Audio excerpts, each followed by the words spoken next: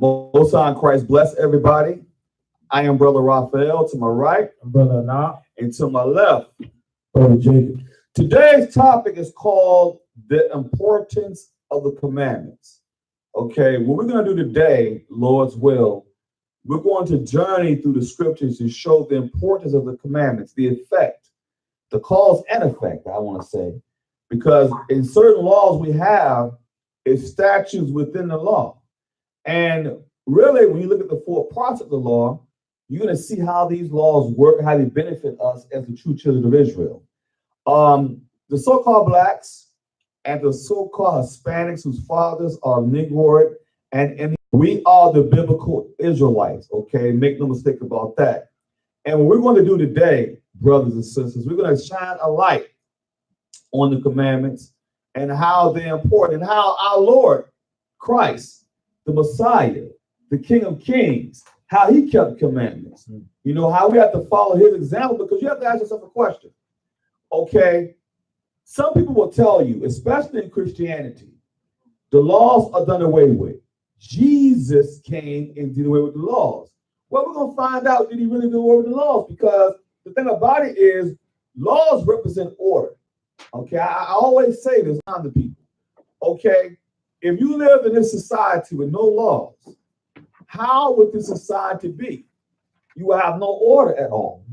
And let's look at the laws. Let's examine it for a second. The four parts of the law, right? When you have a moral law, and we're going to deal with these laws like that and that. We're going to deal with some laws and show the cause and effect on some of them. And Lord's will, you know, you can follow. We're going to keep it simple. I don't want to go too deep with it. We're going to keep it very simple so a person who is new can pick up on it. Okay, that's how we try to do it, because we want to make sure y'all can understand it, grasp it. We're not going to hit you with a ton of scripture today, but what we're going to do is going to make sure you have an understanding. That way you can explain it yourself. That's the key. See, it's one thing to read something, but it's another thing to comprehend, to understand what you're reading. Right. You know, it don't make sense to read something, you read it, but yet you can't explain it. It defeats the purpose. You know, you read the scriptures and you just go over your head, you know, but that's customary. Let's go to the book of Isaiah, chapter 8 and verse 20, and go to the book of the Revelation, chapter 19, verse 10, because you have to understand something, brothers and sisters. You cannot say I have Christ with no laws, and you cannot say I just have laws with no Christ. They have to be coupled together. Christ take the laws to a high level. Because you may think Christ, people keep thinking Christ never keep commandments. Christ never told you don't keep commandments. Right. And another thing else too, for you so-called Christians out there, when has Satan ever told you to keep commandments?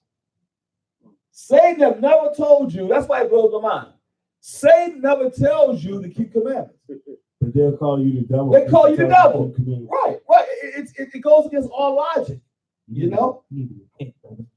But whenever you see Satan in the scriptures, he's trying to get somebody to break the law. Right. Tempt you in your own lust. Right. Every time. Right. His job is to keep you from pressing towards the mark. Right. A lot of y'all don't even realize that Satan is used as a tool. His particular job is to keep you far away from the Most High. And how do you keep people from the Most High? By breaking the commandments. That's how you keep people away from the Most High. The Most High doesn't love sin. We're going to show you that too, because y'all keep thinking, love the sinner but hate the sin. That's foolishness. Does that make sense? That doesn't make, we use the common sense here, okay? Right. You know, it's amazing to me. Okay, but let's go to it, brother. The book of Isaiah 8:20 and the Revelation chapter 19, verse 10. The book of Isaiah chapter 8 and verse 20. Go ahead. To the law. To the law, right? Then the Bible is compacted with laws. Okay, from Genesis all the way to the Revelation, laws are all over this holy Bible. Basically, the whole Bible is nothing but laws, basically. Go ahead. And to the testimony. And to the testimony. Now you have the laws and to the testimony. What's the testimony, brother? The book of Revelation. Go ahead. Chapter 19 and verse 10. And I fell at his feet to worship him. And he said unto me, see thou Do it not. I am thy fellow servant and of thy brethren Go ahead. that have the testimony of The Jesus. testimony of the pastor. The testimony of Jesus. Okay. Worship God. Worship the Most High power, the Most High, the God above gods. Go ahead. For the testimony of Jesus. Go ahead. It's the spirit of prophecy. Because the testimony of the Christ, the Messiah, you have to have the spirit of Christ on you to understand the Bible in its entirety. If you do not have the spirit of Christ on you, brothers and sisters, this Bible will become nothing but sealed to you. You'll be like, oh, well, this means this, but not have no understanding. So what Christ does with his spirit, it opens up your understanding to understand specifically laws. But go back to Isaiah 20, bro. The book of Isaiah, chapter 8 and verse 20. To the law and to the testimony. The Bible says to the law, right? And to the testimony. Okay, the testimony is of the Christ. Okay, go ahead, brother. If they speak not according to this If word, they don't speak according to this word as it is written, not based on our understanding or based on our interpretation, as it is written, go ahead, brother. it is because there is no light in them. There is no light in them. So what is the light? The light is what? The Proverbs chapter 6 and verse 23. Now, the reason why we jump from book to book, because precept must be upon precept. And if you don't have the precepts to understand the scriptures, you'll be lost. So that's why the precept for light, the definition of light, is Proverbs chapter 6 verse 23. And we're going to find out how important light is in a few seconds, okay? Go ahead, brother. The book of Proverbs, chapter 6 and verse 23. Go ahead. For the commandment is a lamp, The commandment is a lamp. Go ahead. and the law is light. The law is light, because if you are in a dark place, which is sin, you need the laws to help you navigate through sin. So sin is the transgression of the law. So the light illuminates me to say, okay, I have the Spirit of Christ on me with the laws. I'm armed with the laws. And what I'm going to do is I'm going to navigate through my life with the scriptures. The Bible says, don't eat this. So I'm illuminated. Oh, there's a reason why I should eat that. Because the Lord doesn't like that, number one. And number two, I'm going to get judged. Fair enough, right? Yeah.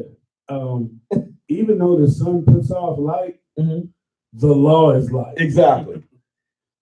And that's the problem, brother. Even in creation, you actually think it's a real light. Not understand it was laws that was implemented first. That was before the sun was even created. So understand that, brothers and sisters. Some of y'all understand that. The laws are already established in the beginning. That's how important commandments are. Even in our time, Mm-hmm. when someone is going to build something, some type of understanding has to be put forth before you even start to build. So if you think man has to have an understanding of something before he builds it, what do you think the supreme ruler has? He gonna have some type of understanding. He's the architect. Right. He's the true architect, right? And the architect has plans. The plans are the laws. Right. So the plans that are set before us this day, they now help us navigate and help us build through what? Of Christ. Right. So Christ is the foundation. The architect, the great architect, the Most High, gave us the foundation, gave us the blueprint. The blueprint are the laws. The laws help us see through all types of darkness. So what we do as the true Israelites, because the laws are given to us, of course, we have a responsibility to keep these laws in Christ. Right. Christ is the perfect example of how we keep laws in captivity. Because he was in captivity, he showed us how to navigate even in that situation. Okay? So now, what does it say again, Proverbs 6:23, brother? For the commandment is a lamp, Go ahead. and the law is light, Go ahead. and reproofs of instruction are the way of life. Reproofs of instructions are the way of life. Because what does reproof? It means correction. It corrects you. If I know I'm in the midst of sin, which is transgression of the law, okay, I know I can't do something. Is a reason why I shouldn't do it, because the law says don't do it. So what I'm supposed to do is say, okay, the Lord don't like this. So I can't do that, because if I do, he would judge me for it. That's the fear. Matter of fact, I don't think people understand the fear of the Lord. Give me the book of Psalms, chapter 110 and verse 11, verse 10.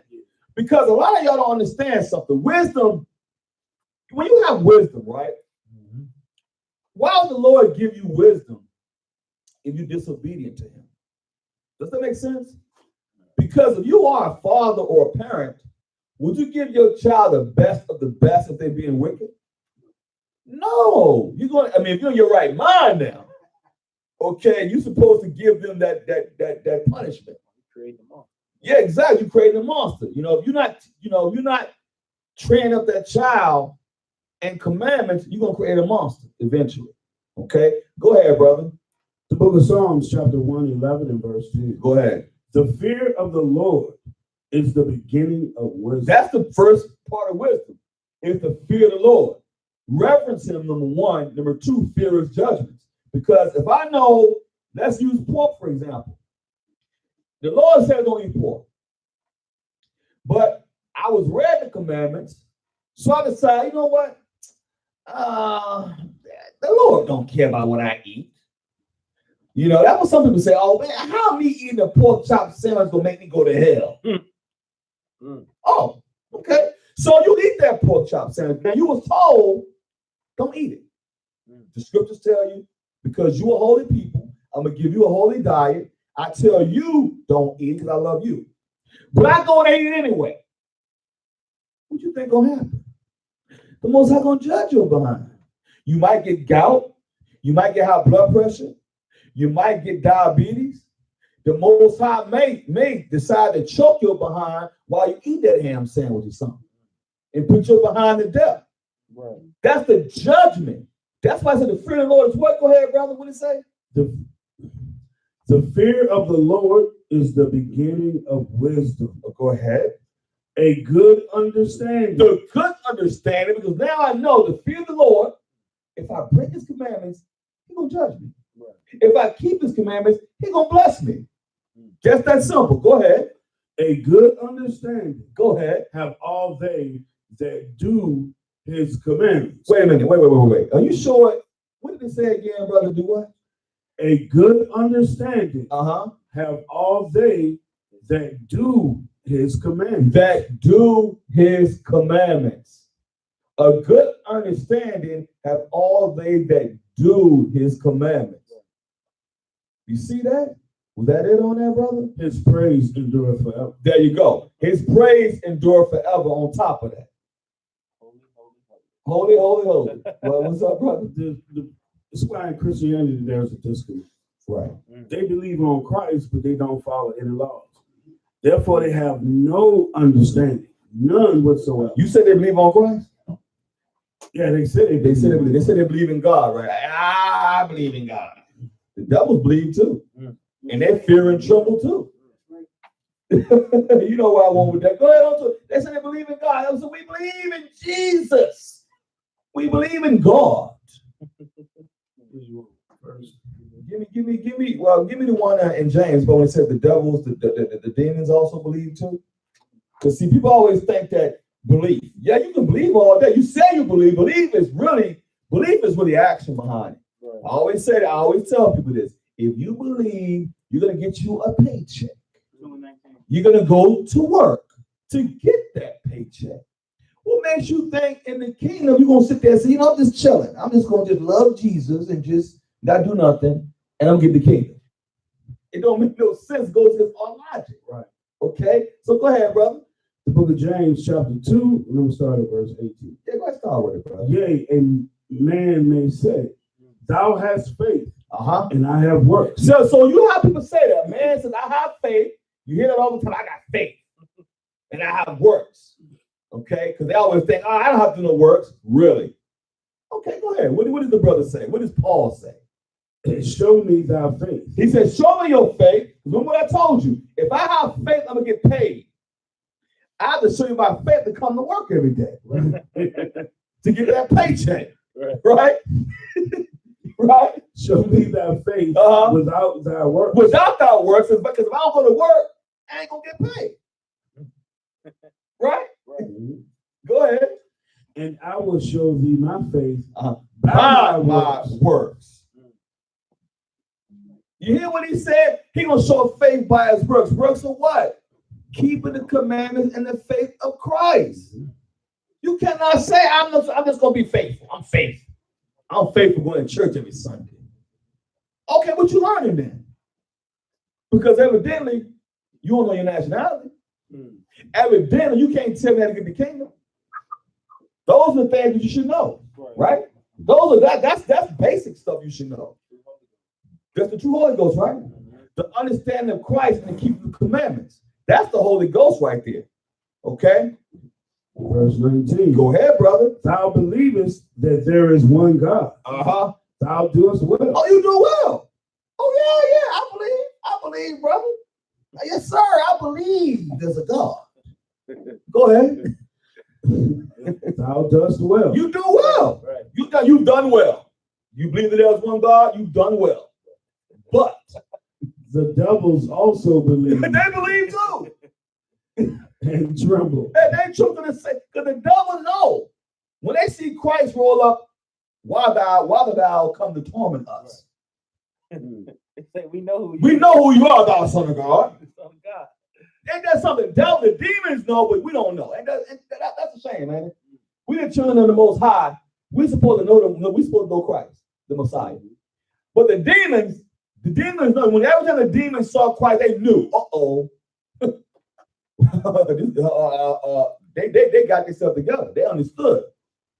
Real quick. Thou son of God. So that's the thing y'all understand. But go to the book of Baruch, chapter 4, verse 1. And give me Genesis 2 and 7, brother. Because the problem is people don't understand how serious these commandments really are. Okay. And they like to play games. Okay. They think, oh man, the law's done away with. Okay, the law's done away with so much. Why y'all tithing? Oh, we can go over that too. Don't think we ain't forgot. Okay, because a lot of y'all talking about the laws done away with. Don't deal with the Old Testament. But for some odd reason, you always go to Malachi for tithing. But you supposed to stay in the New Testament though. Oh, really?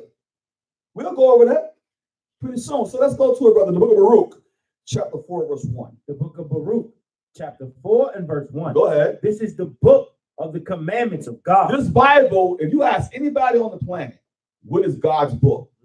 They're going to tell you the Holy Bible. And some people, they try to get slick. Well, the Quran, brother. Well, the Bible predates the Quran. Okay? Every religion comes out, really, for real, they really try to come out of the Bible with it. Because man-made doctrines come out of the Bible because they take certain excerpts and make it into a doctrine. Right. The thing about it is the Bible was always implemented for us. But other nations benefit from it by doing what? Trying to take snippets and make religions out of it. That's why they keep thinking, oh, there y'all go with a religion. This is not religion. This is our heritage. We are supposed to keep our heritage intact. But because we're disobedient, right? What happened? Give me Jeremiah 17:4, brother. Hold that Genesis for me.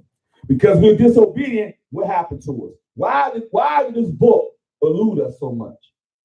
Okay, so the book of Jeremiah 17:4, because we're disobedient, this is what had to happen to us. The book of Jeremiah, chapter 17 and verse 4. Go ahead. And thou, even thyself, shall discontinue from thine heritage. How did we get discontented from our heritage, brothers and sisters? Through slavery, through captivity, slavery after slavery. We went through different nations. That's what happened to us because we're disobedient. Go ahead, brother. That I gave thee. And I will cause thee to serve thine enemies in the land which thou knowest not. For ye have kindled a fire in mine anger, which shall burn forever. And that's what happened, and that's what's still going on today, brothers and sisters. We are in captivity. We're not ruling nothing. You can have all the money you want, but you don't make no laws. I don't give a doggone how much money you got. Your face ain't on that money.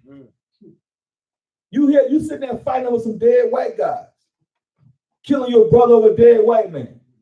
That if he was alive, if Andrew Jackson was alive today, your butt would be in chains. Think about that. What? When you sitting there, it's all about the Benjamins. Yeah, if the Benjamin was alive today, your butt be in the doggone cotton field. You don't even like you. But you fighting for that, you killing your brother for that green guy, for that money. Okay? Because you think you got something because you got all this money. But I got news for you, newsflash. It's all gonna burn up. Okay? So you keep on storing up these treasures here on earth. It's gonna burn right up with you. So what you need to do is have spiritual sacrifice. Go ahead, brother. What you got? We got a little scholarship here. Yeah, just to piggyback off of Jeremiah 17. Go ahead. This is the myth of the Negro past. Okay, the myth of the Negro past. Just one little small excerpt. Go ahead, brother. It says on page 3, probably never before in history has a people been so nearly completely stripped of its social heritage as the Negroes who were brought to America. That's right. Myth of the Negro past. Because what does it say again, brother? You say it again so they can understand it in its entirety. Because I don't think people understand. It says what? Because everybody wants to say everybody went to slavery, brother. Everybody went through something, but no one went through what we went through. Because we're still going through it. We're still going through our Holocaust. What y'all think? Y'all think because they don't have, you don't change no more? They got what you call the judicial system. That's what you call the penal system. That's the new slavery right there. And they make it very easy for the young men and young women to go to jail. See, I don't think you understand something, y'all. The laws are dictated by the so-called white man. What he does, he implements laws to do what? To make it easier for you to get into the system. And once you get into the system and you don't know who you are, what's going to happen? I got you now. So now you become a doggone systematic slave. Okay? And then what makes matters worse, we don't have any leaders to show this is the way. Because they're going to tell you, go to your oppressor. How the hell that's going to work? He the one put you in the predicament that you're in. Right. It don't make no sense. But go ahead, read it again, brother. Same thing they did to the natives too. Right, the native world, there are people as well. Go ahead. All right. I'm gonna read a couple of little pieces too. Yeah. Probably never before in history has a people been so nearly completely stripped of its social heritage as the Negroes who were brought to America. Other convict races have continued to worship their household gods within the intimate circle of their kinsmen. But American slavery destroyed household gods and dissolved the bonds of sympathy. Right here, in the middle of page 4, the Negro people were brought to America in small consignments from many parts of the African continent. And over a long period of time, in the course of capture, importation, and enslavement, they lost every vestige of the African culture. All that's on page 4? Yeah. The native languages disappeared immediately and so completely that scarcely a word of African origin found its way into English. The Negro of the plantation came into the picture with a completely broken cultural heritage. Discontinue from our heritage. You look at Ecclesiasticus, chapter 23 and verse 24, brother. Let's do with our heritage again. Because like he just said, now mind you, that's a scholarship point to prove that even the scholars know that we were a disenfranchised people. Okay? We're the only people on earth don't know who we are. Think about that for a second. The Africans know who they are. They'll tell you their biblical nationality too. The Ethiopian is not an African. He's like, I know I'm Cushite. He knows that. Okay, the East Indian man, he knows he's an Elamite. They know that, but see, we're the only ones don't know. Ain't that something that don't even make sense? We're the chosen people.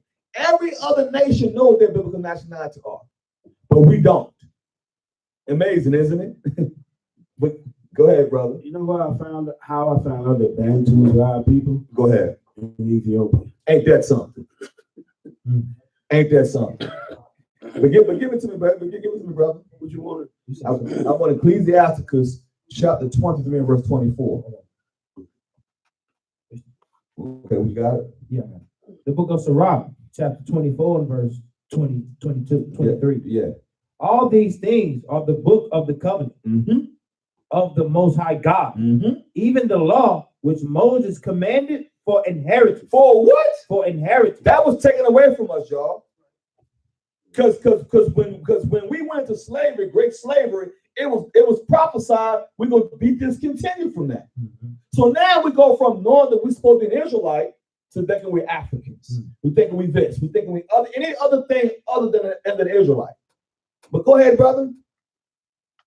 Verse 23. All these things are the book of the covenant of the Most High God, even the law which Moses commanded for inheritance unto the congregation of Jacob.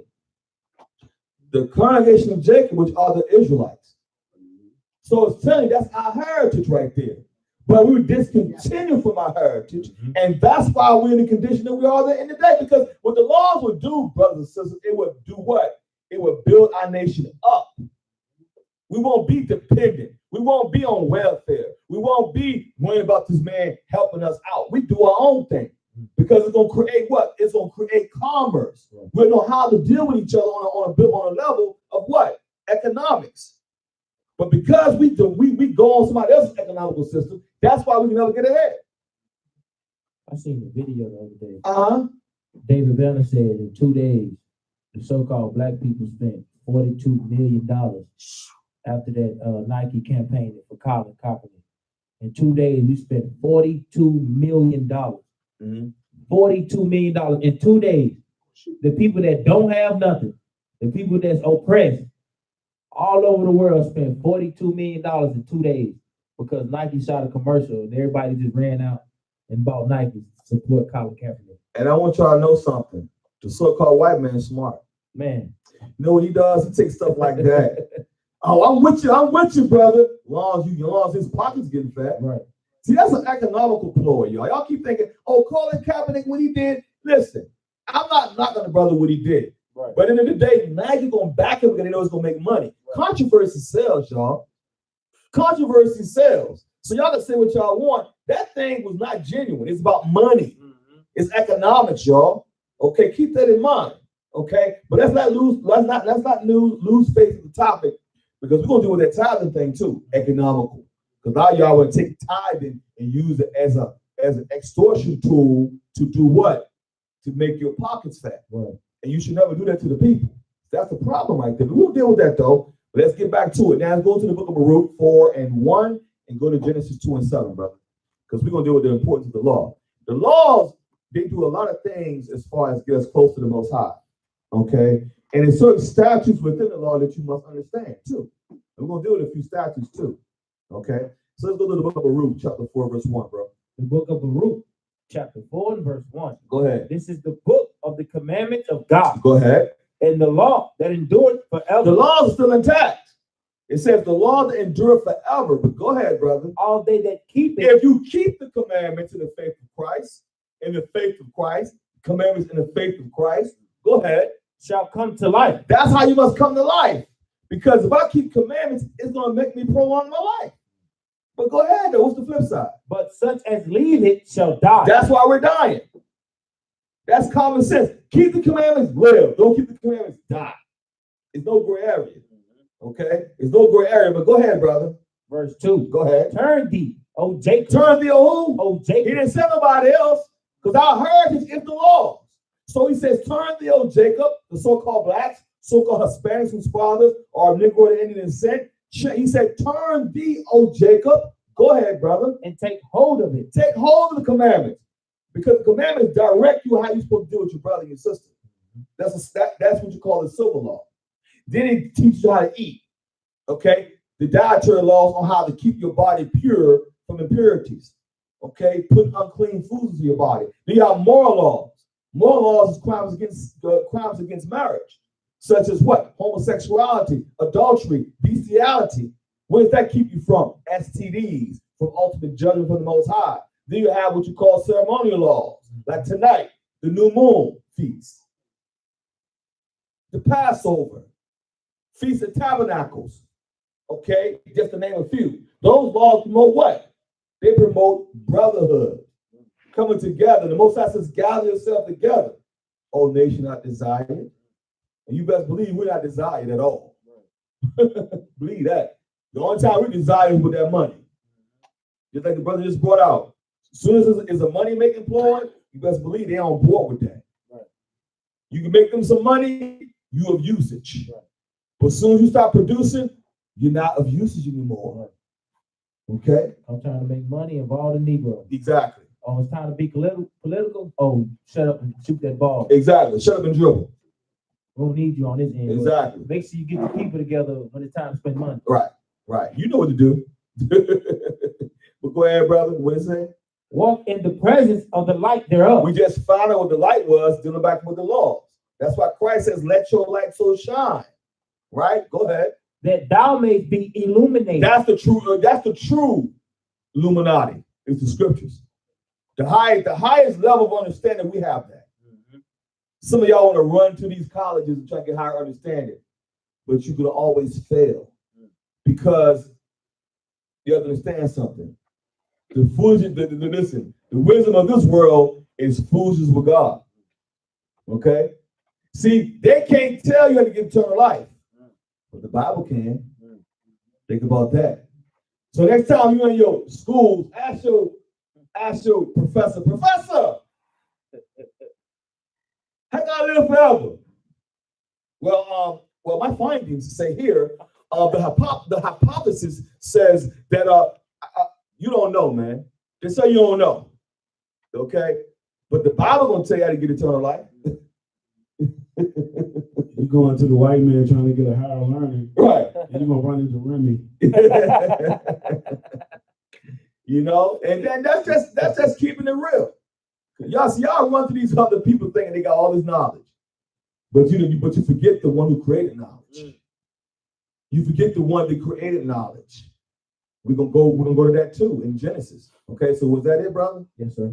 Now go to Genesis 2 and 7. The book of Genesis, chapter 2 and verse 7. Go ahead. And the Lord God formed man of the dust of the ground and breathed into his nostrils the breath of life.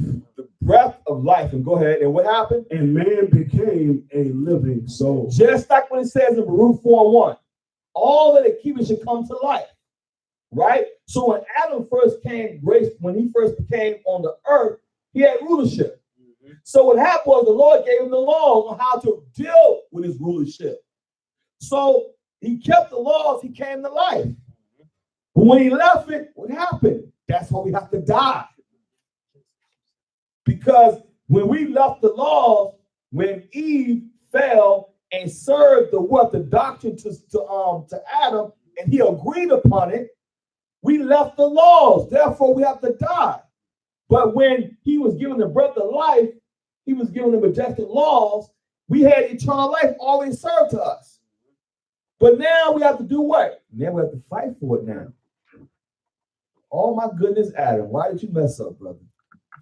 Now everybody has to die. Animals, everything. All because we didn't want to keep laws. Okay? Give me the book of Proverbs. Give the Psalms, chapter 78, verse 5 and 6. The book of Psalms, chapter 78, verse 5. For he established a testimony in Jacob and appointed a law in Israel. He did what? Appointed a law in Israel. Go ahead. Which he commanded our fathers, that they should make them known to their children. That's what you should teach your children. Not teaching them how to be a damn demon.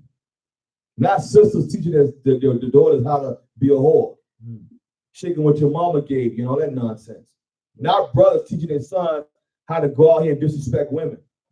How to go out here and cut them some dope and go out here and kill your people. Okay? That's how it's talking about. But the problem is when you don't understand laws, how important they are.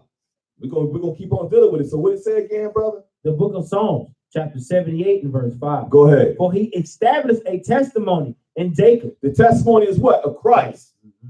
We already established that though. Go ahead. And appointed a law in Israel. Go ahead. Which he commanded our fathers. Go ahead. That they should make them known to their children. Why? Because it's generational. If I teach my child keep the commandments, he's gonna teach his child keep the commandments, and it'll keep on going on and on and on. But when you discontinue from your heritage, now you can't do that now. Because you don't know who you are.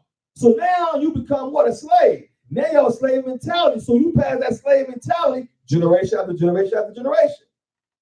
You see how when you discontinue from the heritage, the laws, how they put us in the predicament that we're in today?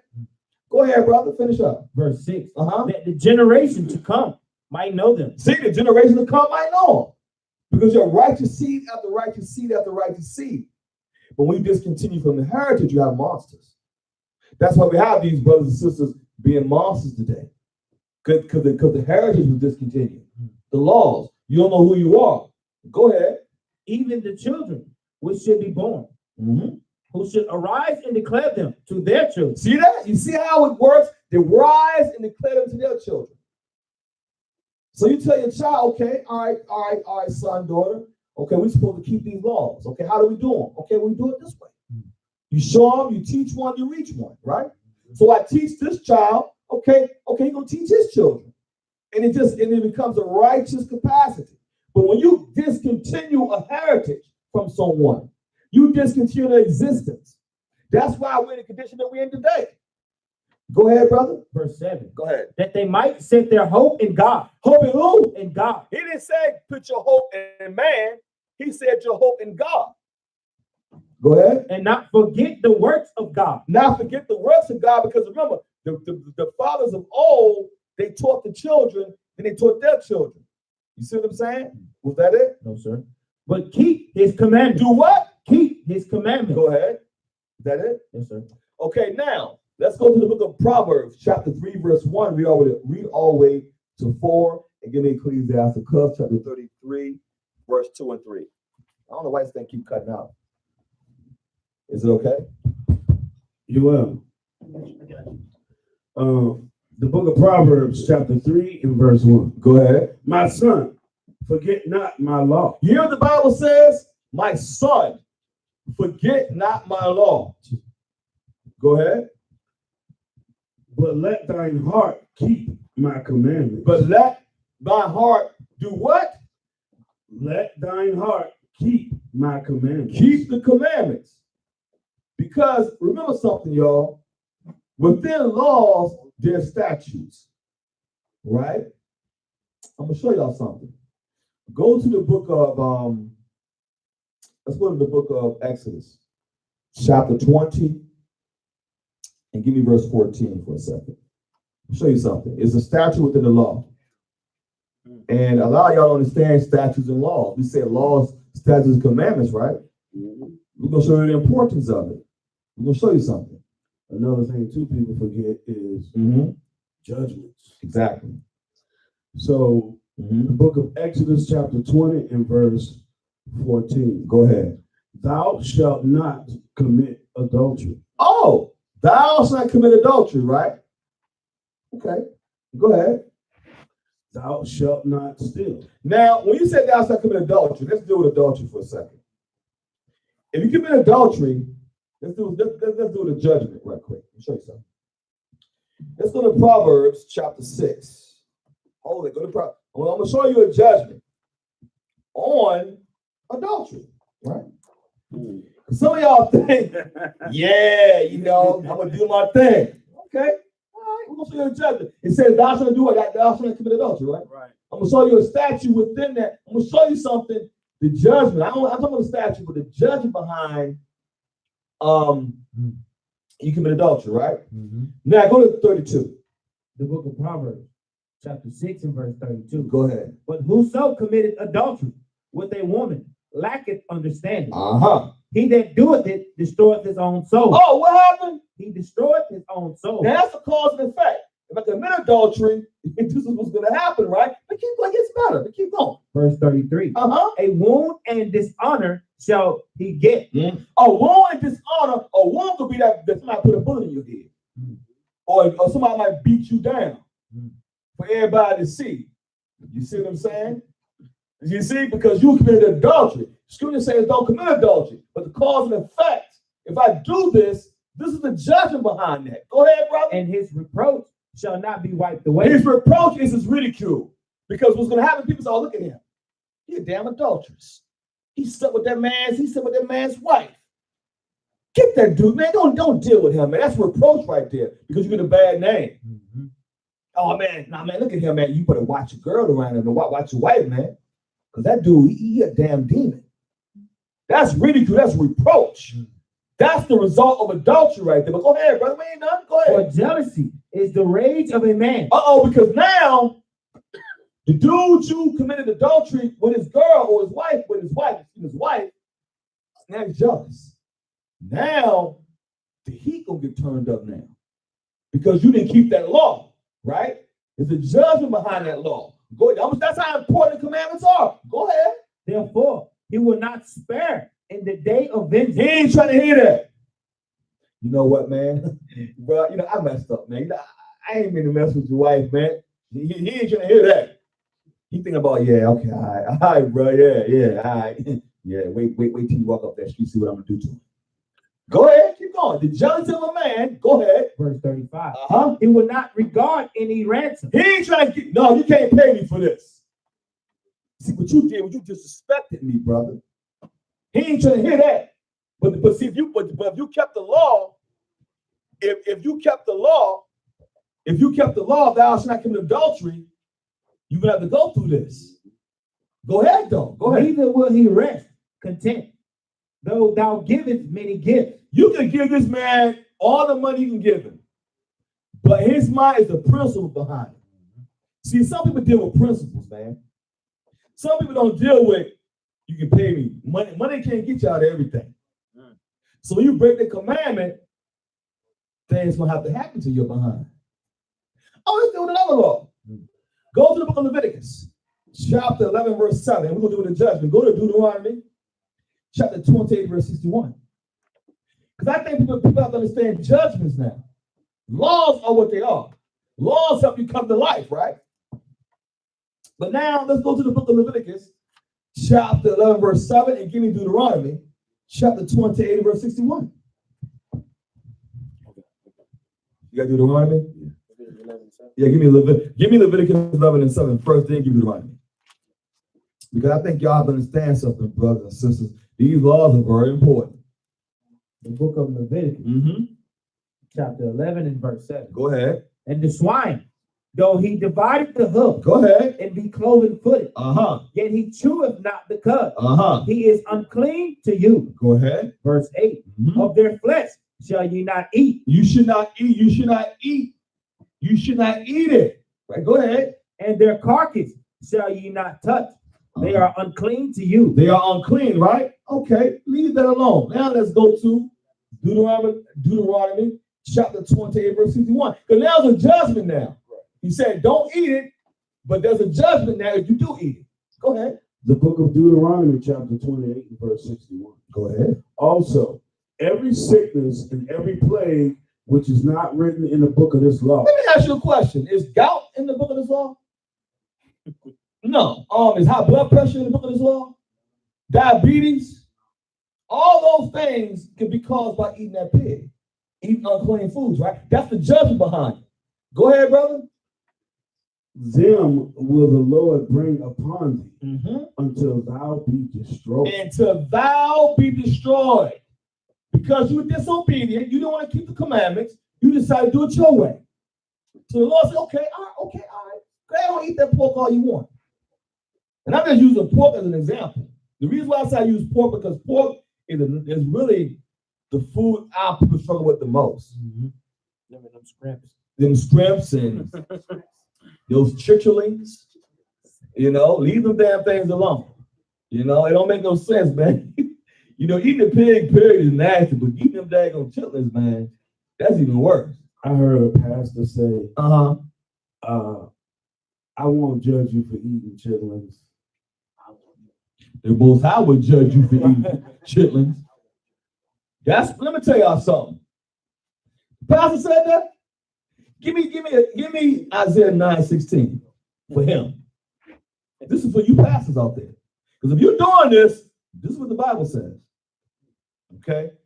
The Bible says don't do this, but you giving them a pass. See, I'm not going to judge you, brother. I ain't worried about your judgment. I am worried about the Most High. Isaiah 9 and 16, brother. Yeah. The book of Isaiah, chapter 9 in verse 16. Go ahead. For the leaders of this people Uh-huh. cause them to err. You cause them to err by not teaching them laws. Because if I don't teach you what's wrong and you're doing what's wrong, you're going to get judged. The leaders of this people do what, brother? The leaders of this people cause them to err, Go ahead. and they that are led of them Uh-huh. are destroyed. That's why y'all destroyed. Because y'all being led of these fake pastors, not telling you the truth. You scared you're going to hurt somebody's feelings. I'd rather you hurt my feelings than the Most High take my spirit. I can care less when my feelings being hurt. I can lick them wounds all day. Well, if your spirit get took, ain't no coming back from that, brother.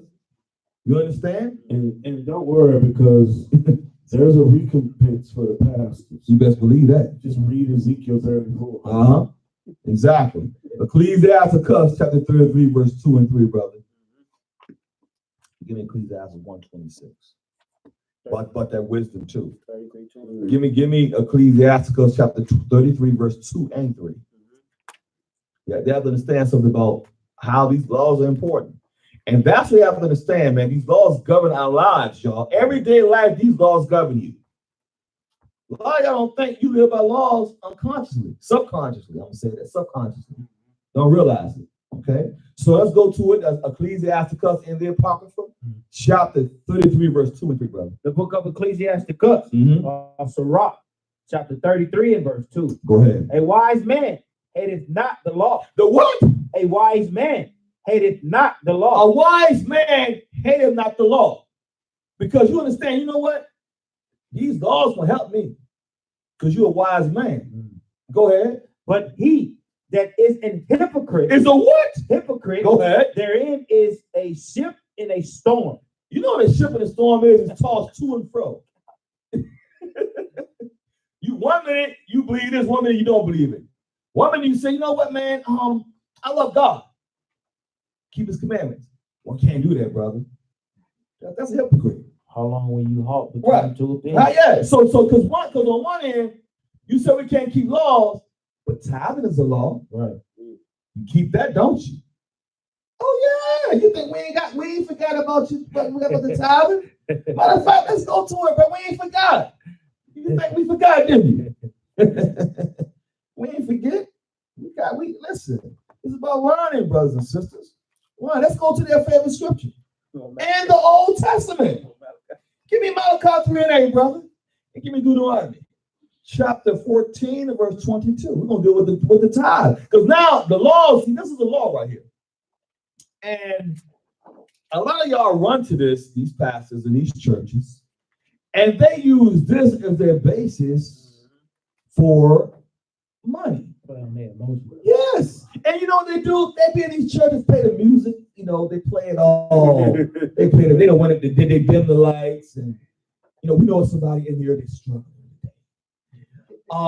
Sister Betty, we do know that you're struggling. Yeah, because somebody told you. Right.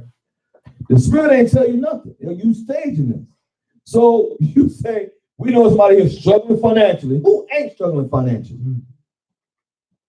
But y'all love to play on people's emotions, though. Okay? There's always somebody crying. Somebody was crying. So let's deal with Malachi for a second. Let's go to the Old Testament now. The Testament, they say, is done away with, though. Right? But they always run to this when it's time to give tithe. Let's go to Malachi 3 and 8, brother. The book of Malachi, chapter 3 and verse 8. Go ahead. Will a man rob God? Will a man rob God? How you gonna rob God? Exactly. I don't know, man. You gonna stick him up? How you gonna rob him? He created everything. Right. Let me just fill y'all in. Man. In ancient times, y'all, Right. the Levitical priests, not the Levitical priests, you had the people who was giving sacrifices during the time. What they were doing, they were taking the best sacrifice for themselves, not giving it to the Levitical priests. Okay? That's why he said, well, the man robbed God. But how does he? But keep reading, though. Just keep reading. We're gonna get to the bottom of it. Go ahead. The book of Malachi, chapter 3 and verse 8. Go ahead. Will a man rob God? Uh-huh. Yet ye have robbed me. But ye say, wherein have we robbed thee? In tithes and offerings. And tithes and offerings. Go ahead. Verse 9, ye are cursed with a curse. You are cursed with a curse. Aren't we cursed now? Yes, sir. We're not. See, this ain't got nothing to do with just tithing. It's our whole operation, how we deal. Okay? But go ahead, though. For ye have robbed me, even this whole nation. The whole nation isn't nobody else. Because the tithe was only for Israel. That's it. But let's go to it, brother. Bring me all the what? Verse 10, bring ye all the tidings into the storehouse. Bring all the tithes in the storehouse. Don't they go in on that, don't they? Yeah, but see, what you have to understand, brother.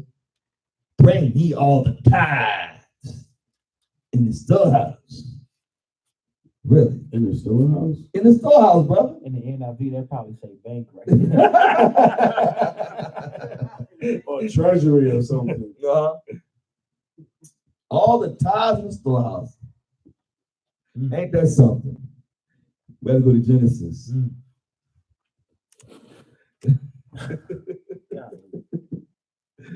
Give me Genesis. Let me make sure I got this right, y'all. Genesis chapter 28, verse 22. For a second. Let's find out what we're talking about here. All right. Yeah. Because, you know, a lot of times, people get caught up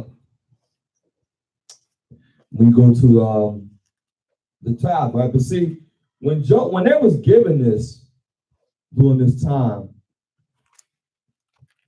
matter of fact, you know the one over in Joseph, the one I want, 30. I think it's the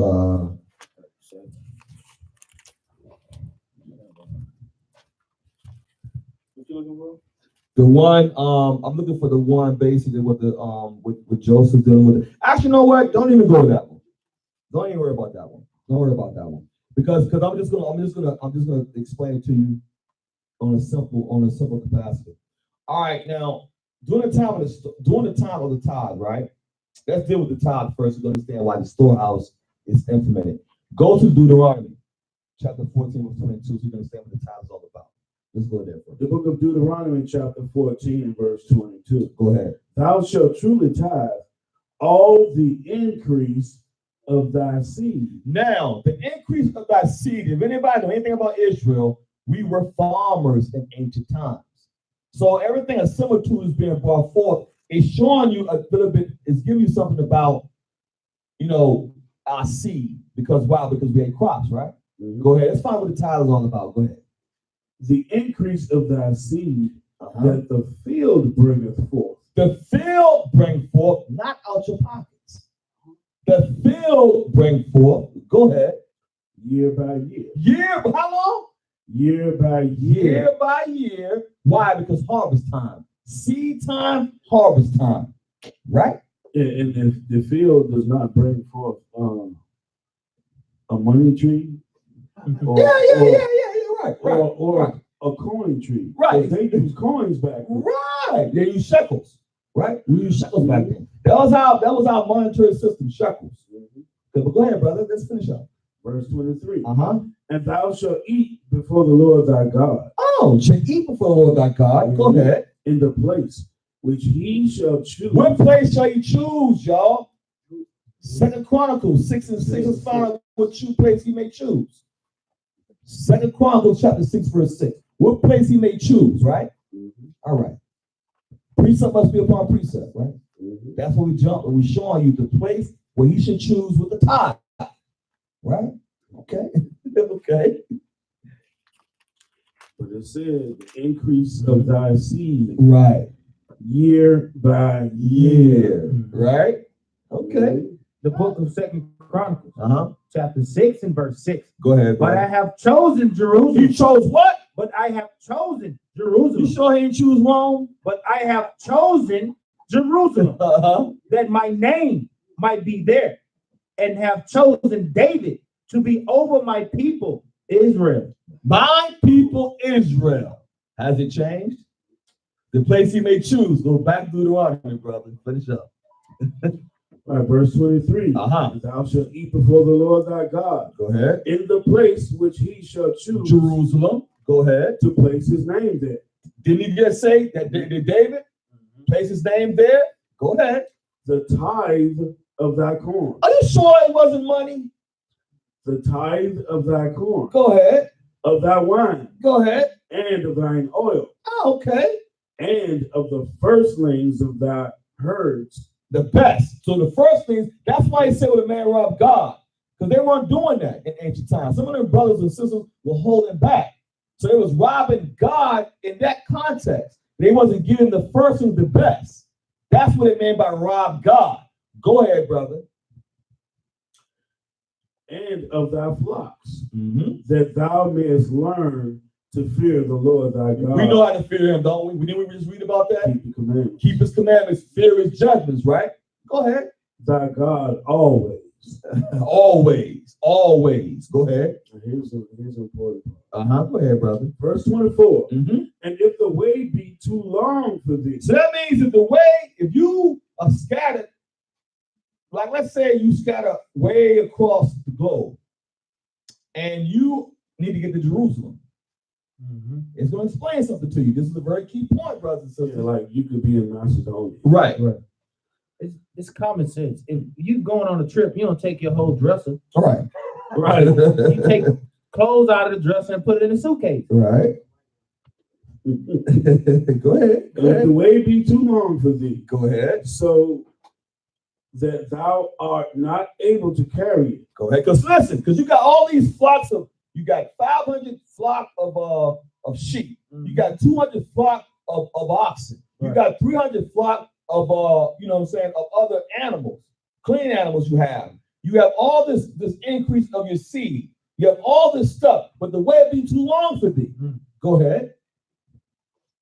Thou art not able to carry it. Uh-huh. Or if the place be too far from thee, which the Lord thy God shall choose to set his name there. Mm-hmm. When the Lord thy God hath blessed thee, Mm-hmm. then shalt thou turn it into money. Then you should turn to money, but why though? It ain't just say change the money to give to the pastor. There's a reason why you must turn to money. Go ahead, brother. And bind up the money in thine hand, Uh-huh. and shall go unto the place which the Lord thy God shall choose. Jerusalem. Go ahead. And thou shalt bestow that money Mm-hmm. for whatsoever thy soul lusteth after. Never say whatever that soul lusted after. What it means is replenish what you just sold. That's all it means. Replenish what you will replenish. If I have 500 oxen, when I get there, I buy 500 oxen when I get to Jerusalem. Right. That's all it means. Go ahead. For oxen, or for sheep, Uh-huh. or for wine, Uh-huh. or for strong drink. So you can have strong drink, so-called Christians. As long as you get drunk. So I can have more than a strong drink, you know, it can make me marry. Because Passover coming up. Somebody want to come to Passover. You understand? And how many got me, give me a little, sip on the side. Right. Ain't nothing wrong because Christ drink wine. As long as you don't get drunk, y'all. Strong drink is not a sin. Okay, you have to do it in moderation. That's what anything you do. Too much of anything will kill you. Okay, eventually. Go ahead. Or for whatsoever thy soul desireth. Go ahead. And thou shalt eat there before the Lord thy God. Now you have a great feast. You eat there before the Lord thy God, whether it be Passover, tabernacles. Because 3 times a year during this time, we had to come to Jerusalem. This was that law was implemented when we was in what? We was on our land. But now we're in captivity, so we can't do that now. Right? But go ahead. When you finish. Verse 27. Uh-huh. And the Levite that is within thy gates, Okay. thou shalt not forsake him, Okay. for he hath no part, no inheritance with thee. Now, when it says he have no part of inheritance with thee, what that means is all 11 tribes were granted land, right? Levi was the priesthood. They were the priests. They were in charge of the office of the priesthood, animal sacrifice. So, excuse me, they didn't have no inheritance of land. Why? Because their job was to go up and down Israel performing the priesthood. So he said, he is the inheritance of the Most High. Go ahead, brother. Verse 28. Go ahead. At the end of 3 years. Wait. You sure it ain't every Sunday? At the end of 3 years. Wait a minute, man. You sure we got this right? Because they always want to go to Malachi. The book of Deuteronomy, chapter 14 and verse 28. Go ahead, brother. At the end of 3 years. 3 years, what? Thou shalt bring forth all the tithe of thine increase. About what? Of thine increase. Wait, are you sure? It ain't every Sunday, brother. It said 3 years. At the end of 3 years. Go ahead. Thou shalt bring forth all the tithe of thine increase the same year, and shall lay it up within thy gate. So if you got 200 sheep, right, and they have 20 offspring, you're supposed to give them 10% of that increase, which would be 2 sheep. Ain't that the truth? Well, pastor asking for 10% of your total earnings. But wait a minute, brother. But wait a minute, though. But we gotta rebuke the devourer, though. Go back to Malachi, man, because you have to understand.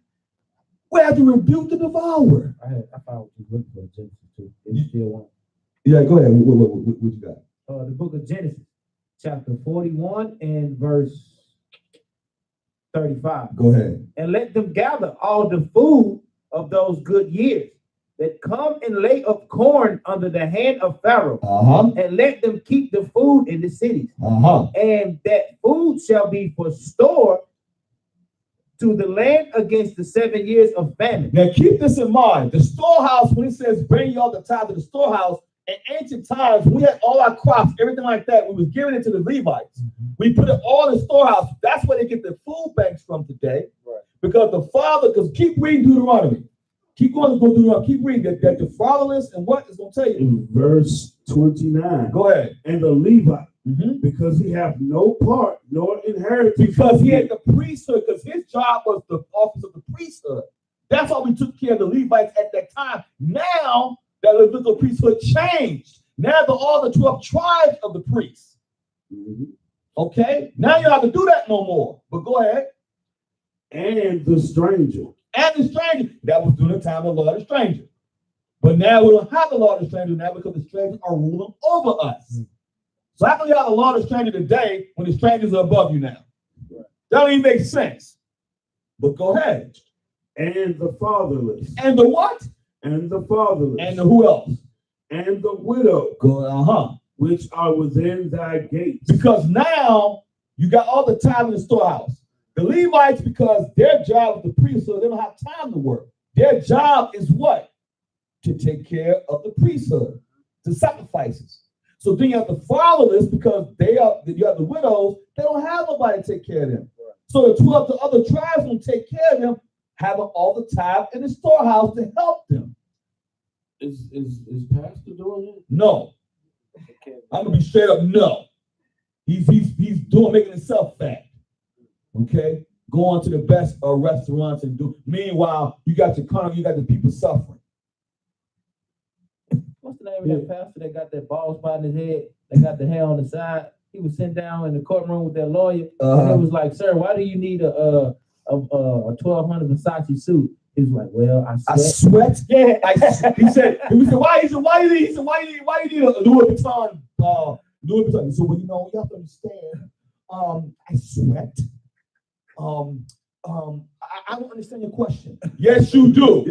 Because they would ask you, why you need a Louis Vuitton $300 doggone?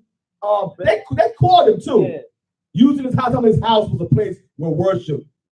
So why you need a house $3.2 million? Well, we do the ministry. We do the ministry. Stop lying, man. Lying, man. He's lying. And then the white lady that was giving him the deposit, she knew he was lying. See, that's what you call extortion. You extort the people, and you deserve exactly what you get. Right.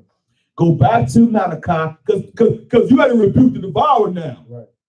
That's probably what devourer is talking about. Because a lot of Christianity, it was like, yeah, man, the devil gonna devour your finances if you don't give up your tithes. Right?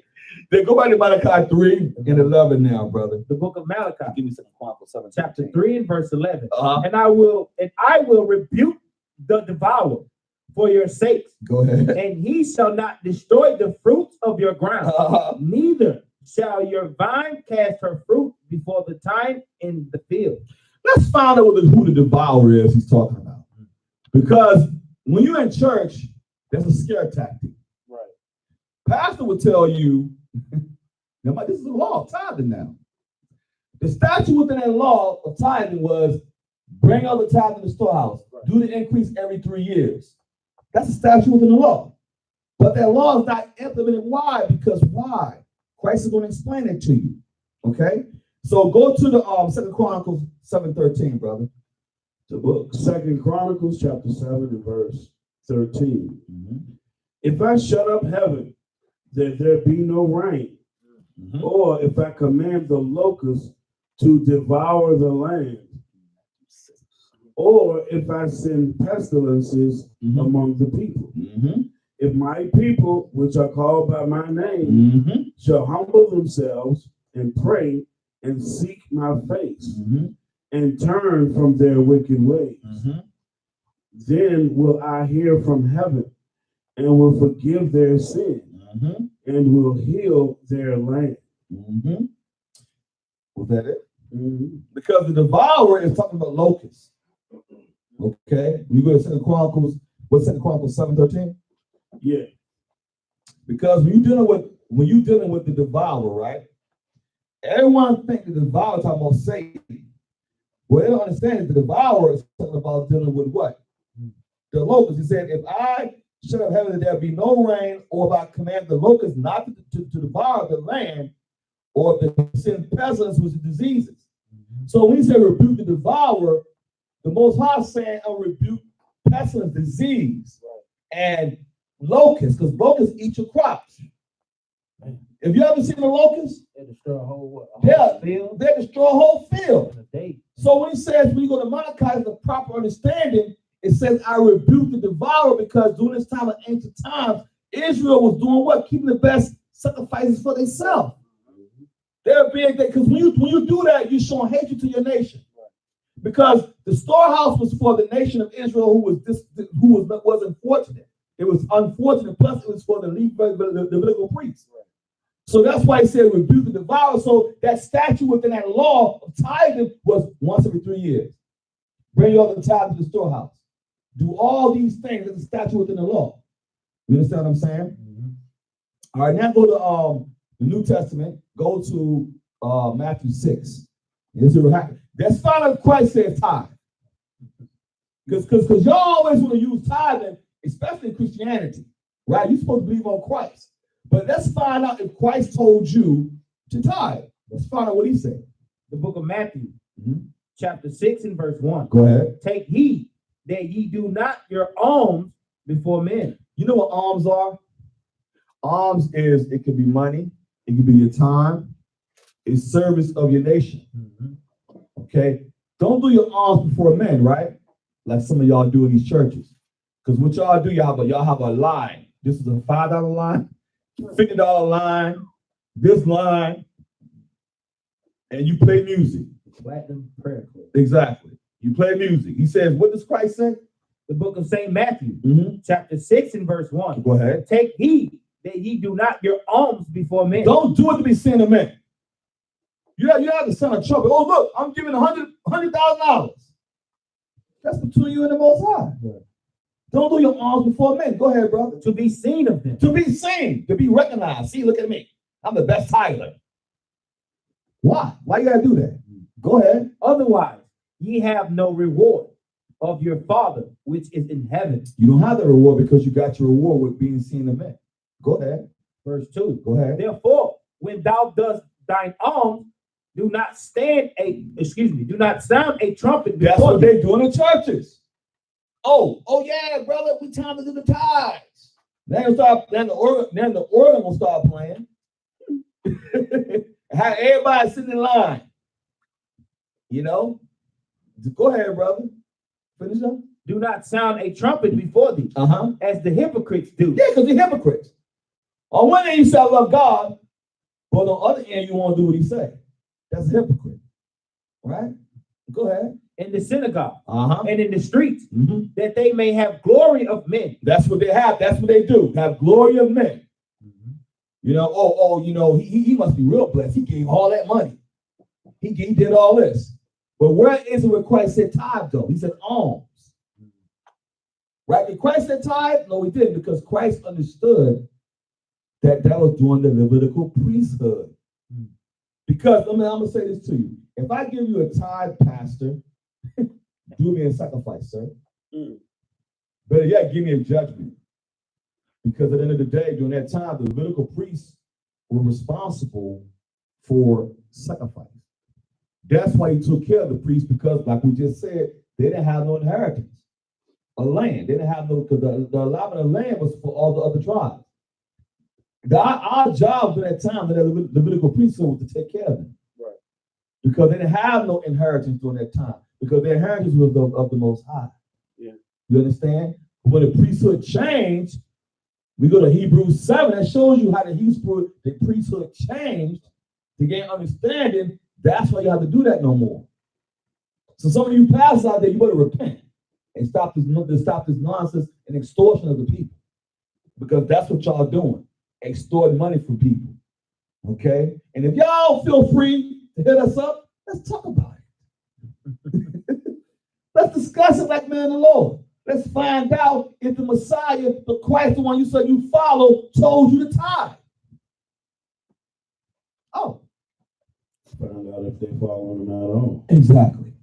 Was that it, brother? No, sir. Go ahead. Verily I say unto you, Seriously, I say unto you, go ahead. they have their reward. They got the reward already.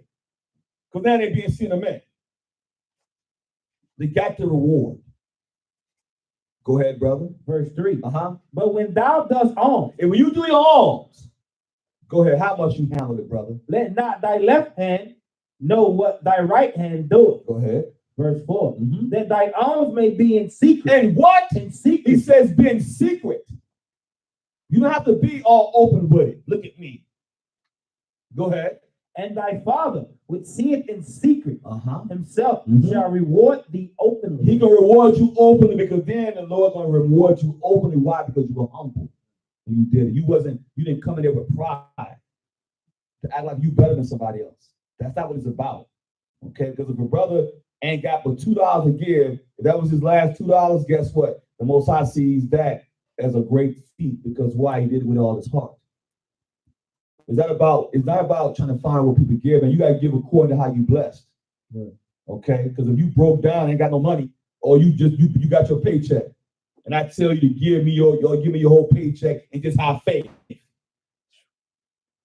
I'm gonna put that brother in a bad situation. That's bad counsel right there. You don't do that to people, man. And you use the scriptures to put fear in people and tell them, oh, well, a man robbed God. That's what you call extortion, and it's manipulation. And that's witchcraft right there. So if y'all in the midst of that stuff, you better repent and leave that stuff alone. Okay? Now, let's get to the other nitty-gritty, brother. Give me the book of Ecclesiastes, chapter 1, verse 26, about wisdom, and give me Baruch 3 and 9. Mhm. Okay? Because y'all understand something, brothers and sisters. See, a lot of stuff is going on that people don't understand statutes within laws. You see what I'm saying? So if your pastor tithe, okay, pastor, should I tithe every Sunday? Because the Bible says tithe every 3 years. That's a statute within that law, right? If you want to keep law, you keep saying don't keep the laws, but you want to keep tithing though. And like I said, you want to feel free to hit us up. Let's talk about it. It's just Rock 1 and 6. 2026. 1 and 26. Yes. The book of Ecclesiasticus, chapter 1 and verse 26. Go ahead, brother. If thou desire wisdom, When you want wisdom, what must you do? keep the You commandments. see that? So it all revolves around the commandments. You keep the commandments, you get the wisdom. Okay? It's simple. Give me Baruch 3 and 9 now. The book of Baruch, chapter Was 3 that and it? verse 9. Was that it? No, that wasn't. I'm sorry. I'm sorry. I went a bit ahead of myself. Go ahead, brother. I didn't mean to cut you off. Go ahead. No problem. If thou desire wisdom, Go ahead. keep the commandments, Mhm. and the Lord shall give her unto thee. Mhm. Verse 27. Mhm. For the fear of the Lord is wisdom and instruction, and faith and meekness are his delight. Ain't that something? Faith is coupled with commandments in there, right? So it's showing us if we keep the commandments, we get knowledge. You add the faith to it. You see? That's the beauty of it, brothers and sisters, about the commandments. All right? And go back to the Baruch 3:9. The book of Baruch, chapter 3 and verse 9. Hear, Israel, the commandments of life. Give ear to understanding wisdom. You see that? The commandments of life. Give ear to have what? Give ear to what, brother? Understanding wisdom. Mm-hmm. And that's the thing. You know, once you get the wisdom of scriptures, you start to see things for what it really is. They are very important for us to understand. Because the Most High will open up your understanding through Christ if you're obedient to him. Understand, that's going to be Psalms chapter 119 and verse 151, and give me Psalms 103, verse 20. The book of Psalms, chapter 119 and verse 151. Go ahead. Thou art near, O Lord, and all thy commandments are true. All thy commandments are true. So when you're in the truth, that means you keep the commandments in the faith of Christ. But when you're in the lies, you ain't keeping the commandments. Simple as that. That's the cause and effect right there. Right? Let's find out who else keep commandments though. How important they really are. The book of Psalms, chapter 103, verse 20. And we'll go to Exodus 20 and 8. The book of Psalms, chapter 103 and verse 20. Go ahead. Bless the Lord, ye his angels, that excel in strength, that do his commandments. Oh, wait, the angels do the commandments. Who do the commandments again? Bless the Lord, ye his angels, that excel in strength, that do his commandments, hearkening unto the voice of his word. Now, the angels are what we call angelical beings. They keep commandments. So what is that you know is there's complete order in paradise. So there's commandments even in heaven. So if commandments reside in heaven, why should commandments reside here? The angels keep the commandments. The disciples kept the commandments. We were given the commandments. Why should we keep them? Let's go to the book of Exodus, chapter 20 and verse 8. The book of Exodus, chapter 20 and verse 8. Go ahead. Remember the Sabbath day to keep it holy. Now I'm going to show y'all something about the Sabbath day. It's statutes within the Sabbath day, right? Right.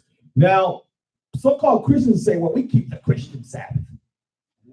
Okay, well, all right, fair enough. You keep the Christian Sabbath. I don't know where that comes from, but I know the Lord's Sabbath day is the seventh day. Right. But it's statutes within the Sabbath, though, that you must keep. Right? So let's find out what you must do within the Sabbath day, because you got the Sabbath day, say, remember the Sabbath day, right? Give me Exodus, chapter 35, verse 3. And give me Nehemiah 10:31, right? See, statutes within the law, right?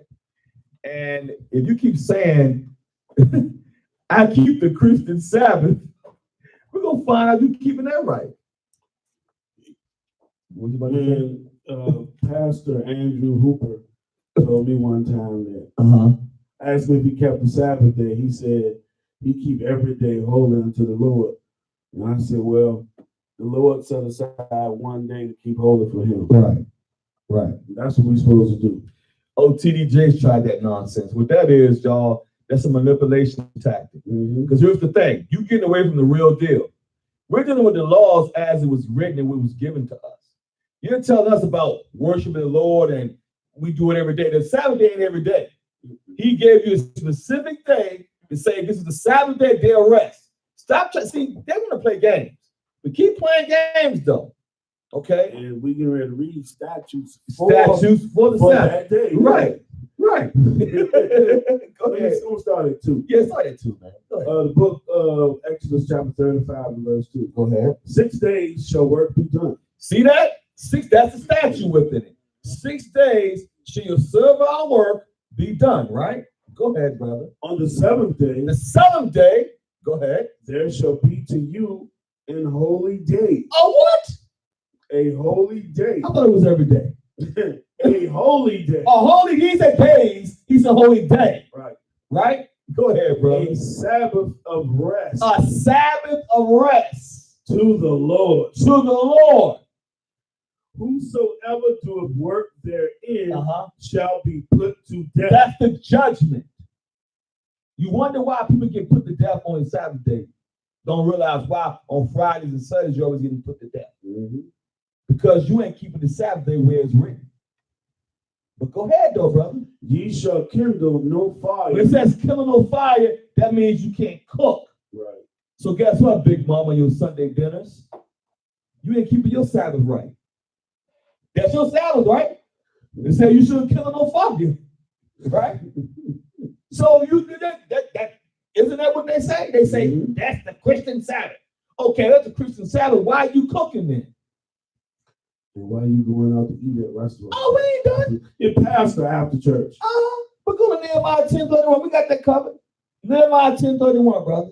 The book of Nehemiah, chapter 10 and verse 31. Go ahead. And if the people of the land bring ware of any victuals Uh-huh. on the Sabbath day Uh-huh. to sell, Uh-huh. that we would not buy it of them on the Sabbath. Why y'all going shopping on Sunday?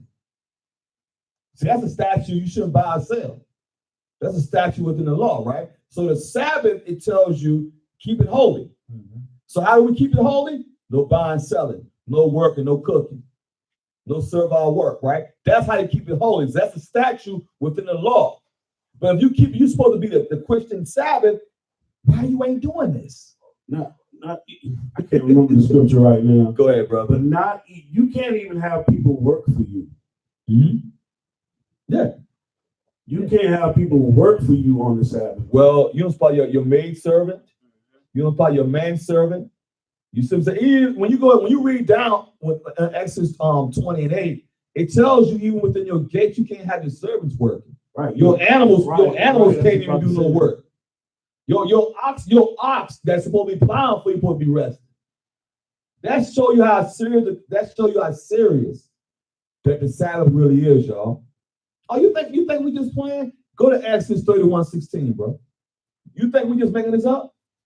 Because some of y'all don't understand. Okay, you think we just making this up, huh? Exodus chapter 31 verse 16 and read over 18, brother.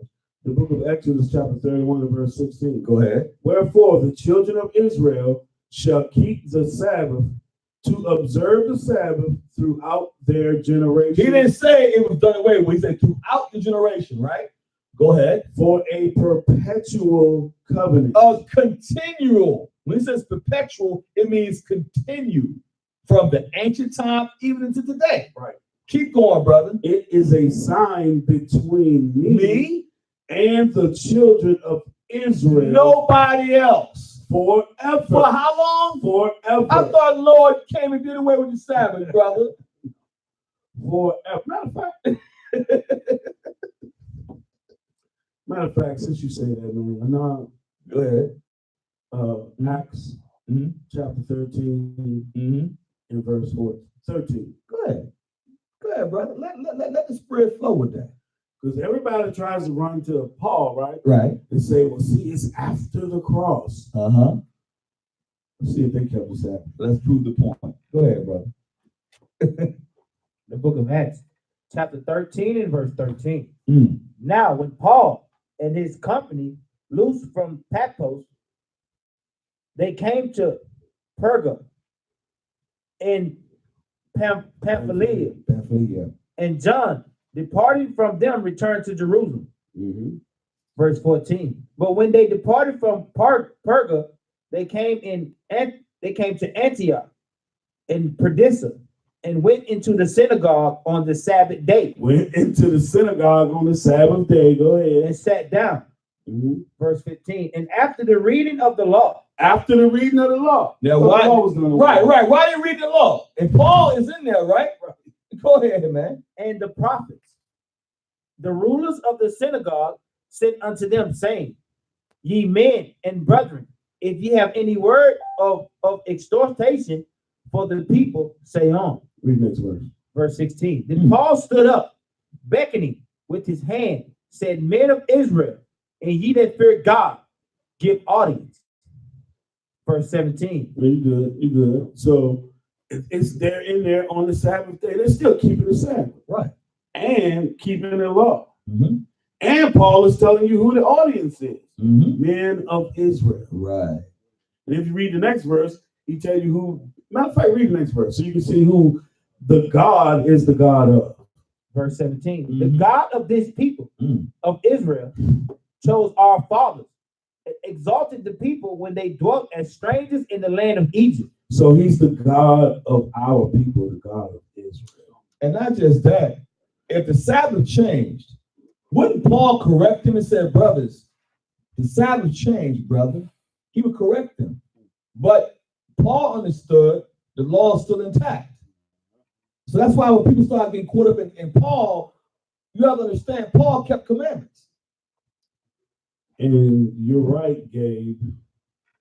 Constantine made it a law Mm-hmm.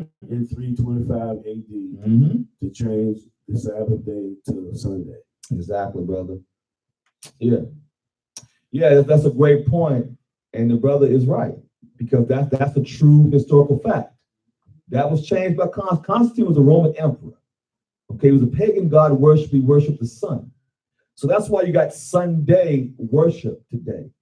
See, people don't understand. You have to understand the origin of things, why you do what you do. We can tell you why we keep the Sabbath day. We can tell you why we keep the feast days. We can tell you why we do everything we can do in this book. Okay, we can stand by it 100%. Yeah, Sunday is the highest day in paganism. Exactly. Mm-hmm. Okay. Now let's go to the book of John, chapter 15 and verse 10. And give me Ecclesiasticus, chapter 19, verse 19, brother. We're going to move along. You know, the importance of the commandments. We're showing y'all something, y'all. And this is the truth right here. All right.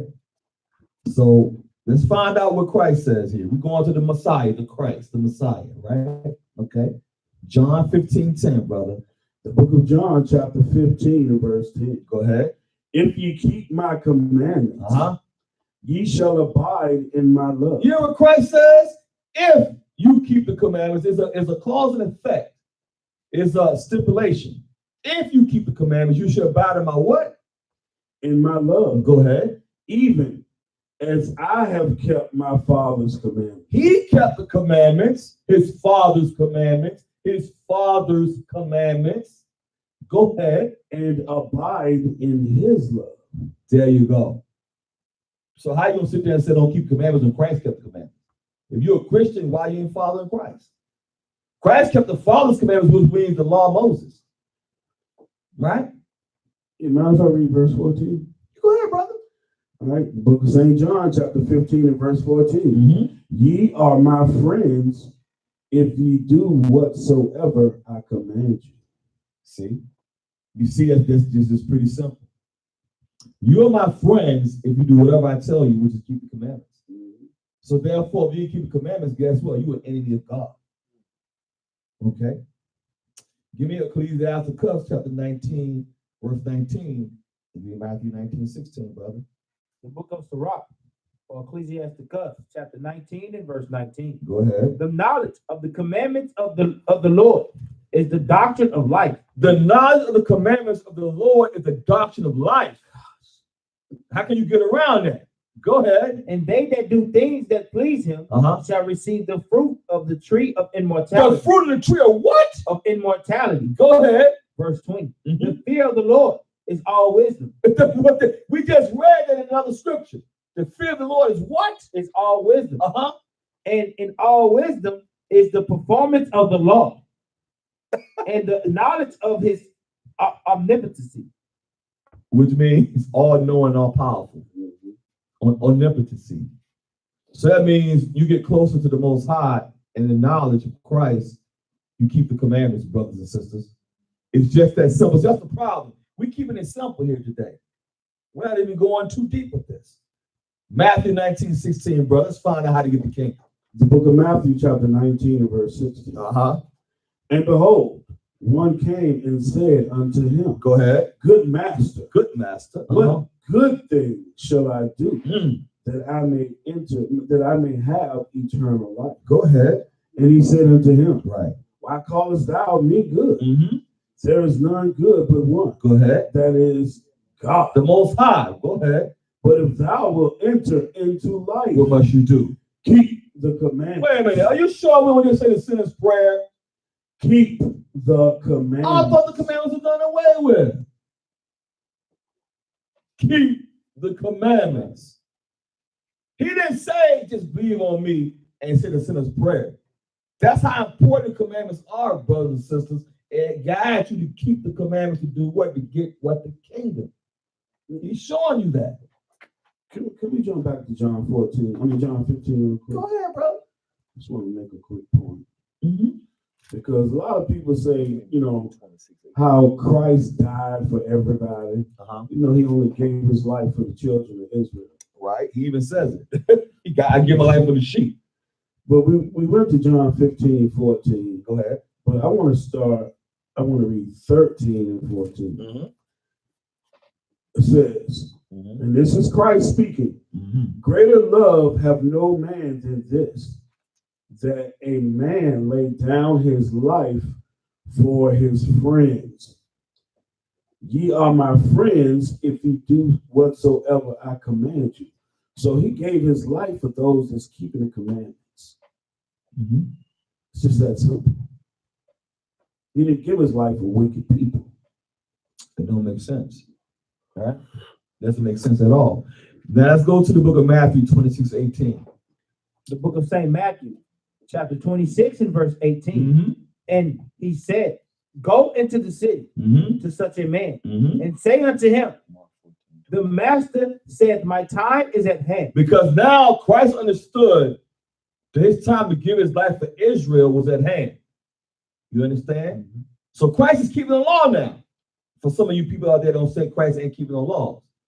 Okay, but Christ is keeping the law. Go ahead. I will keep the Passover. He gonna keep the what? I will keep the You Passover. sure it wasn't Easter Sunday? I will keep the Passover Uh-huh. at thy house with my disciples. Now, let me tell y'all something. That picture Big Mama got up on her wall with the disciples and Christ, the white Christ, take that picture off.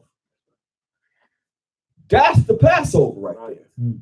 Y'all call that the Last Supper, but it's really, theoretically, historically, the Lord's Passover. Mm. And we just read Christ is keeping the Passover. Christ didn't say Easter Sunday. He didn't sunrise service. And Christ said, let's have sunrise service. He didn't say that. He said, I will keep the Passover with my disciples. So that picture y'all have on your wall at Big Mama house, wherever y'all have that picture, that's the Passover right there. So Christ kept, so why y'all ain't keeping Passover? Y'all keeping Easter Sunday, which is built on paganism? That's all Christianity really built on is paganism. Go ahead, keep going. Verse 19. Uh-huh. And the disciples did as Jesus had appointed them, Mm-hmm. and they made ready the Passover. They made ready to what? The Passover. How much you make ready to Passover? Give me Exodus 12:17. How much you make ready to Passover? Because remember, somebody's a statute within the law. Right. It's a statute within the law, the Passover. Okay? The book of Exodus, chapter 12, and verse 17. Uh-huh. And ye shall observe the feast of unleavened bread. Mm-hmm. For in this same day Mm-hmm. have I brought you your armies. Matter of fact, jump up to the to like 3 and 4. Because we're going to statute within the law. Then we jump into verse 17. Because I want to show the statute within the Passover. Right? Chapter 12. Exodus chapter 12 and Right.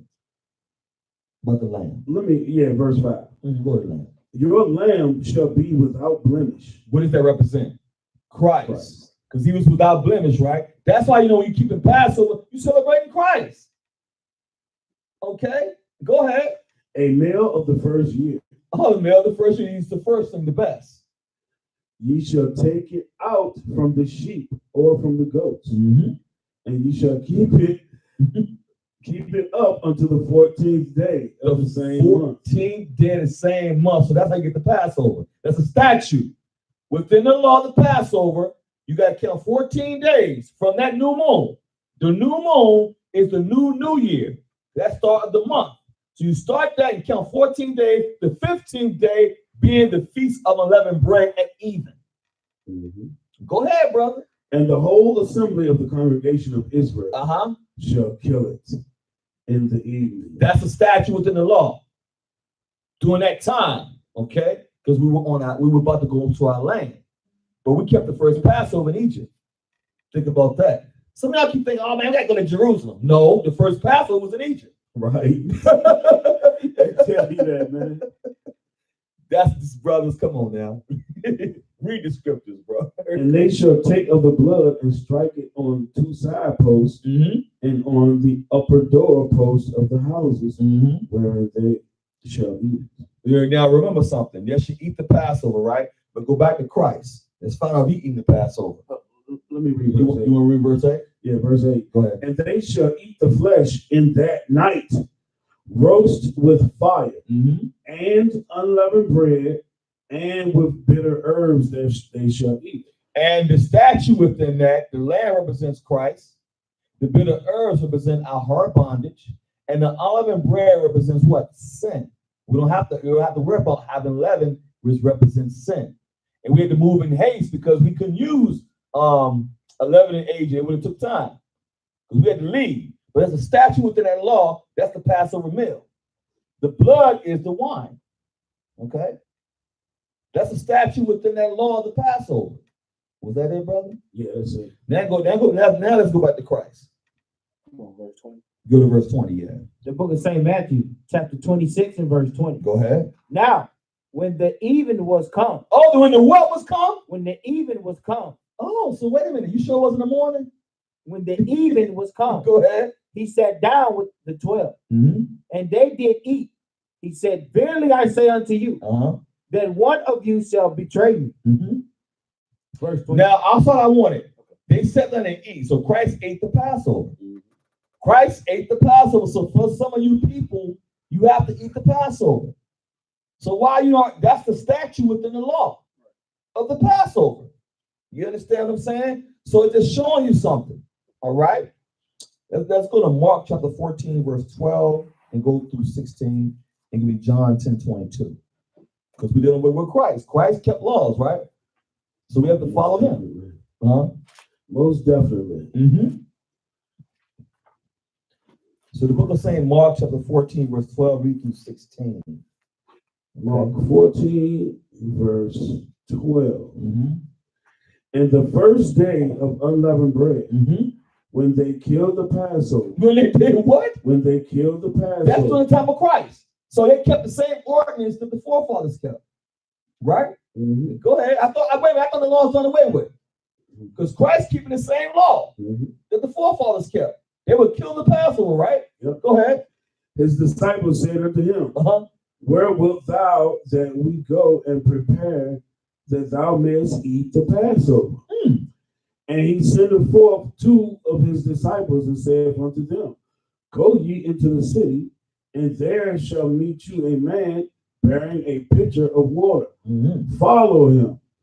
And wheresoever he shall go in, Mm-hmm. say ye to the good man of the house, Mm. the master saith, where is the guest chamber where I shall eat the Passover with my disciples? And he will show you a large upper room, Mm-hmm. furnished and prepared. Mm. There, make ready for us. You see that? That's a statue within the law. Christ says he would eat the Passover. So why y'all eating the Passover? Why y'all eating ham and all kinds of nonsense on the Lord's Passover? What they do, they eat Easter Sunday meals. Right. But the Lord said eat Passover. Right? You remember in the movie Life, right? They was talking about going to heaven. Right. He said the large upper room. The large upper room, right? Right. Uh-huh. In my man, that just reminded me of the scripture where it say, "In my house is many mansions." Right. But we know what that means, though.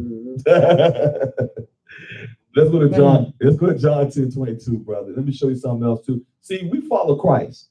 So Christ kept the Passover, we keep the Passover. Okay, Christ kept all the feast days, y'all. Mm-hmm.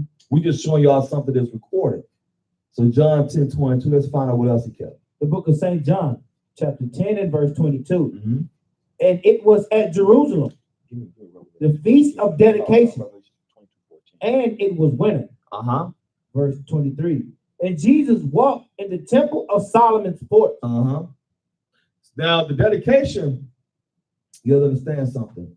That's a feast of dedication where all we do is we commemorate when the Maccabees, when we were delivered out of what? Out of the hands of the Greeks. And we dedicate the temple. So Christ kept that. Okay? Because why? Because it was our feast day. Which can only be found in the Apocrypha, correct. Which Daniel prophesied and said the desolation abomination. So what was he talking about? But Christ kept it though. You know what I'm saying? Okay, the last couple of scriptures give me the Revelation chapter 22, verse 14, and me Proverbs 7 and 1 and 2, brother. The book of Revelation, chapter 22 and verse 14. Go ahead. Blessed are they that do his commandments. Are you sure? Because that's the last book of the Bible. Why are they still talking about commandments in the Revelation? Blessed are they that do the commandments. Go ahead. That they may have right to the tree of life, and may enter in through the gates into the city. That you may get the kingdom again. Think about that, brothers and sisters. That means if I keep the commandments, I'm out right to the tree of life through Christ and get eternal life by keeping the commandments. You see how important the commandments are? The little nuances of the commandments, how they work. But you'll never know that because the pastors don't teach that. They're so busy hooting and hollering and stuff and telling you you're going to get your increase. Why they get their increase? They might get their increase, you might not get yours. You see? And I'm not trying to be funny, but I'm just being honest. Because there's a lot of people that's broke in these churches because they are not understanding the laws as it is written. You understand? So the solution to the problem, brother, is Proverbs chapter 7 and verse 1 and 2. The book of Proverbs. The book of Proverbs, chapter 7 and verse 1. Go ahead. My son, keep my word. He said, my son, keep my word. Go ahead. And lay up my commandments with thee. Verse 2. Keep my commandments and live. You see what the Bible says? Keep the commandments and live. Keep them and live, brothers and sisters. Go ahead. And my law as the apple of thine eye. That's the true apple that you must have, are the commandments. And that's what we must thrive on, brothers and sisters. We can't be playing these games with these laws. These laws are important for us. How to deal with each other, how to eat, how to dress. Because we are holy people. Can I say something? Go ahead, brother. One thing, too, is you need to learn and understand the laws. So when you're reading through various scriptures and stories in the Bible, you can understand that things are happening because of people breaking the laws. That's right. It's all based on the law. Exactly, y'all. So the book of Acts, chapter 5, verse 29. One thing y'all understand, y'all, we have to follow God. You know, when God gives us laws, we follow him. If he say do something, you do it. If he say don't do it, don't do it. It's just that simple, because the problem is, even if you don't know no better, I'm gonna still keep commandments until I find out I shouldn't keep them. You know, straight up. You know what I'm saying? But the book of Acts, chapter 5, verse 29, brother. The book of Acts, chapter 5, and verse 29. Go ahead. Then Peter and the other apostles answered and said, Go ahead. we ought to obey God rather than man. And that's who we must obey, brothers and sisters. We must obey the Most High Christ rather than the silly ideologies and wisdom of man. Okay? We want to give the Most High Christ all the praise and glory for allowing us to even teach his word in spirit and in truth, y'all. Does anyone have any questions pertaining to today's class? Was everyone clear?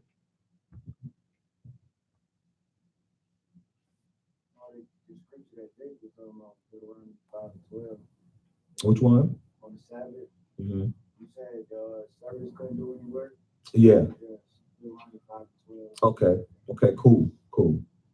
Was everyone clear on today's class? Everyone good? Everybody good? Okay, all right.